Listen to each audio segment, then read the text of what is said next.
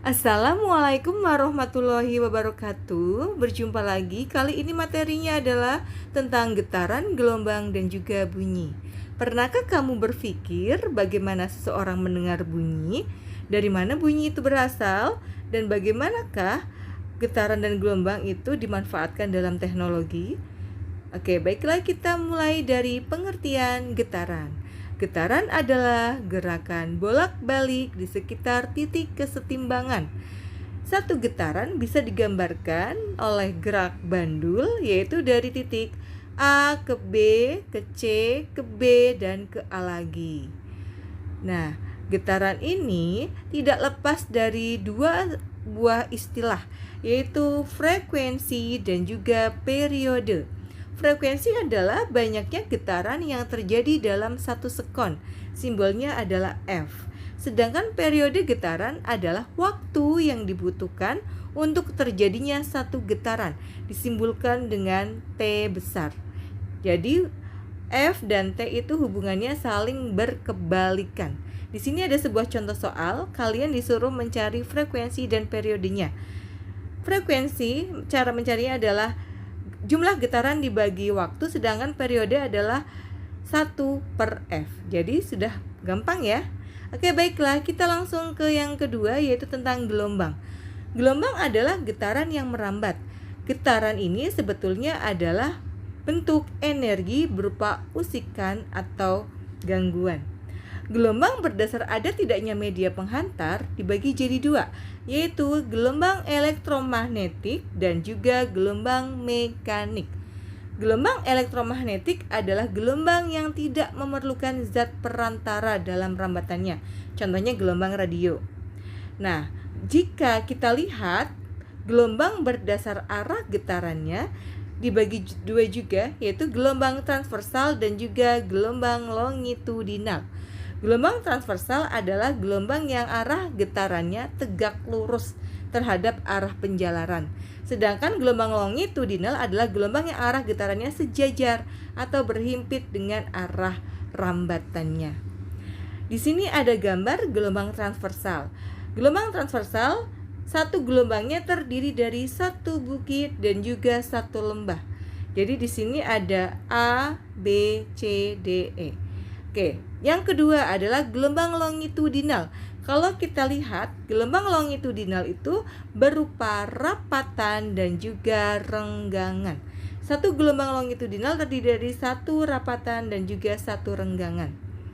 Dalam gelombang juga ada istilah periode, frekuensi, panjang gelombang, dan juga cepat rambat gelombang. Periode artinya adalah waktu yang dibutuhkan untuk terjadinya satu gelombang, sedangkan frekuensi adalah banyaknya gelombang dalam satu sekon atau satu detik.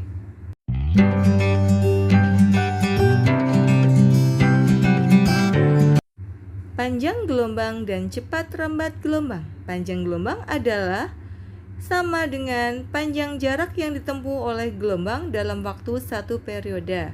Sedangkan cepat rambat gelombang adalah besarnya jarak yang ditempuh oleh gelombang tiap satu sekon. Simbolnya V sama dengan S/T. Hubungan antara frekuensi, panjang gelombang, dan kelajuan rambat gelombang. Lambda sama dengan V/F atau lambda sama dengan V dikalikan T. Contoh soal, periode sebuah gelombang adalah 0,025 sekon. Berapa frekuensi gelombangnya? Dan juga berapa banyaknya gelombang dalam waktu 10 sekon? Kita bisa jawab menggunakan rumus. Mencari frekuensi adalah seperti. Jika sudah ketemu banyak frekuensinya, kita bisa cari banyaknya gelombang, yaitu dengan mengkalikan frekuensi dengan waktu. Kemudian kita akan membahas tentang bunyi. Bunyi ada 3 kategori ya. Ada ultrasonik, audiosonik, dan juga infrasonik.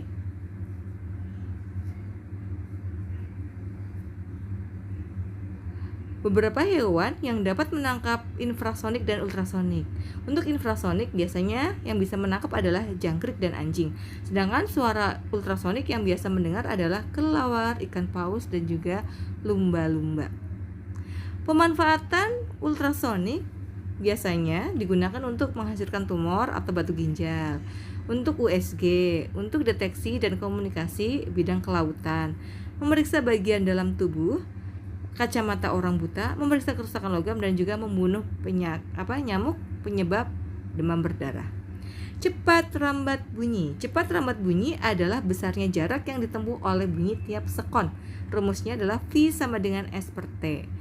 Pada suhu tertentu, ternyata cepat rambat bunyi juga ada perbedaannya. Di sini kalian bisa lihat ya. Oke, kuat bunyi. Kuat bunyi adalah nyaring dan tidaknya bunyi. Kuat bunyi tergantung pada besarnya amplitudo. Makin besar amplitudo maka semakin kuat. Tinggi dan warna bunyi. Tinggi bunyi adalah tinggi rendahnya bunyi yang keluar. Tinggi rendah bunyi tergantung pada frekuensinya. Warna bunyi adalah bunyi yang sebenarnya memiliki frekuensi sama tapi terdengar berbeda. Warna bunyi disebabkan karena alat atau pita suara yang bergetar berbeda. Intensitas bunyi. Intensitas bunyi adalah besaran yang menyatakan berapa besar daya bunyi tiap satuan luas. Satuan intensitas bunyi adalah watt per meter persegi. Intensitas bunyi tergantung pada amplitudo sumber bunyi dan jarak antara pendengar dan sumber bunyi.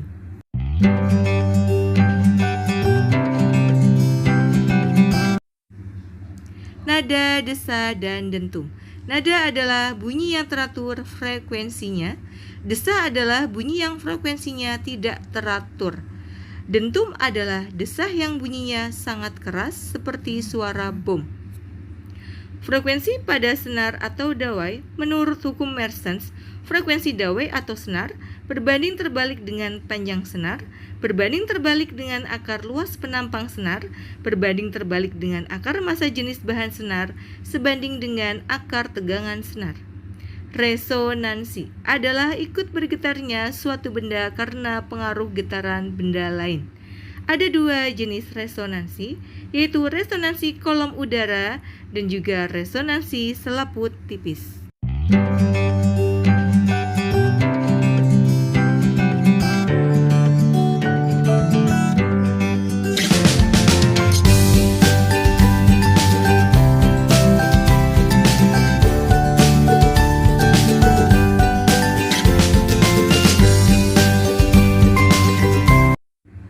Manfaat dan kerugian resonansi. Resonansi dapat memperkuat bunyi asli. Contohnya suara kita terdengar lebih nyaring karena sekitar selaput suara kita ada udara. Kerugian karena resonansi contohnya pada saat bunyi bom yang keras dapat meruntuhkan gedung. Macam-macam bunyi pantul. 1. Bunyi pantul yang memperkuat bunyi asli. 2. Gaung atau kerdam. 3. Gemak. Memanfaatkan pantulan bunyi, yaitu untuk menghitung kedalaman laut dan juga sebagai survei geofisika.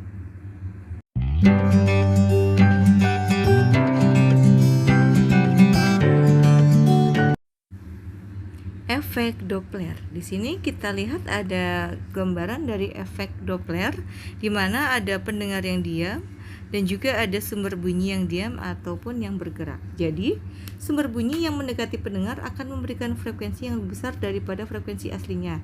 Sebaliknya, jika sumber bunyi bergerak menjauhi pendengar, bunyi akan terdengar semakin rendah. Kuat bunyi akan semakin rendah jika sumber bunyi dan pendengar sama-sama bergerak saling menjauh.